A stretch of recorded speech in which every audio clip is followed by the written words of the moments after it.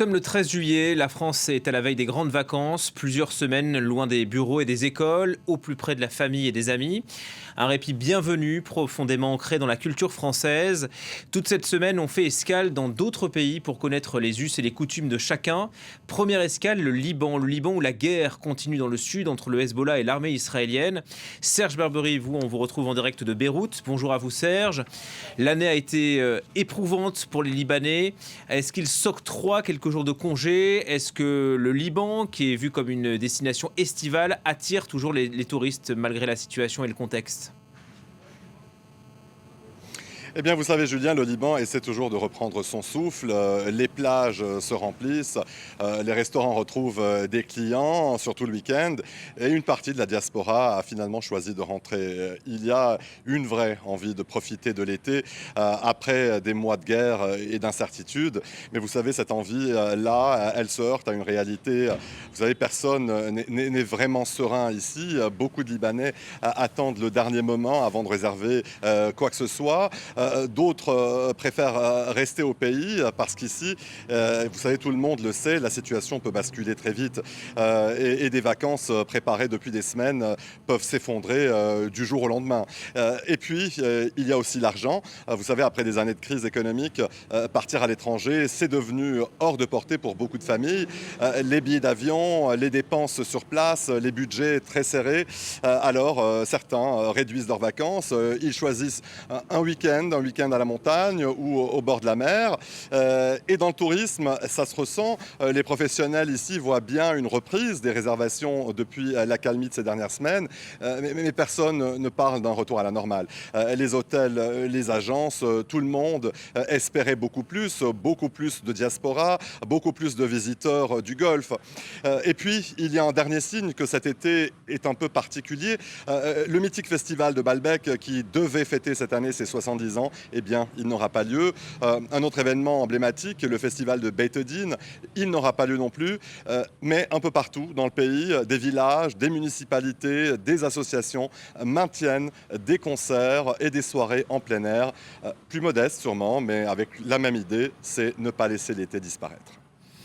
Restons à Beyrouth avec vous, Serge, puisqu'on est à la veille du 14 juillet. Vous nous emmenez dans un lieu emblématique de la présence française au Liban, à savoir la résidence des Pins. Pourquoi ce lieu est si particulier ?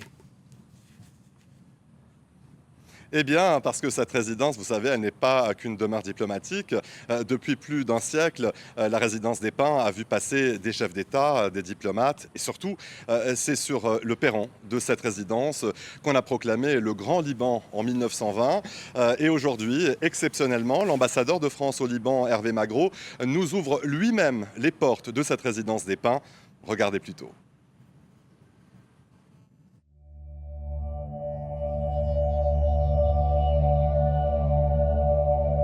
Bonjour et bienvenue à la résidence des Pins, un lieu symbolique, historique de la relation entre la France et le Liban, mais pour le Liban aussi.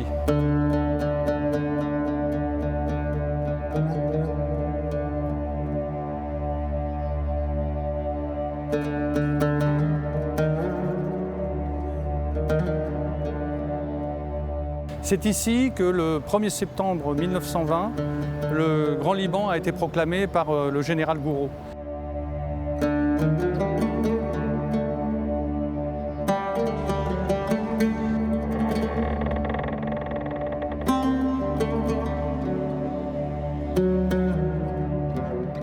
Nous avons ici les témoignages de cette journée historique du 1er septembre 1920. On voit ici le tableau qui a été offert par le président Émile Eddet à la France. Mais ce qui est intéressant dans ce bureau, c'est aussi qu'on voit la photo historique de cette proclamation.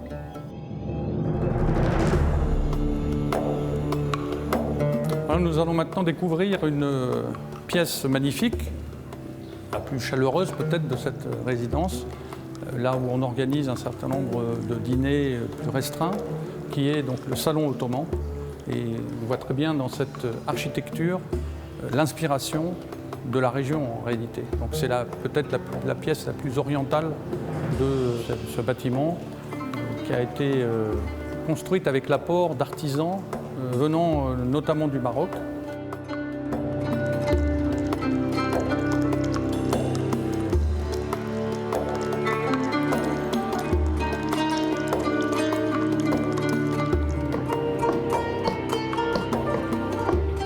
L'atrium est un autre endroit important de la résidence qui donne sur les appartements des invités, les appartements de l'ambassadeur aussi également.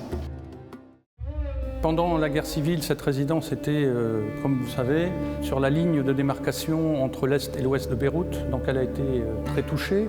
Elle a été reconstruite à partir des années 1990, jusque donc à son inauguration officielle par le président Chirac en 1998.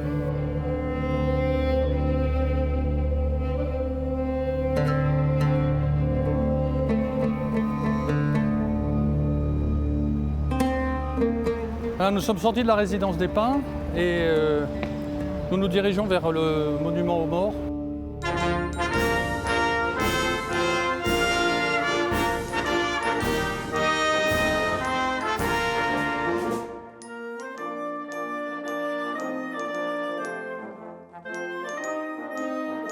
Ce monument très touchant qui retrace cette histoire et en particulier l'attentat du Drakkar, mais aussi on le voit bien avec les noms des dernières victimes des affrontements dans le sud du pays. Mais voilà, c'est encore une fois un témoignage de cette contribution de la France à la paix au Liban.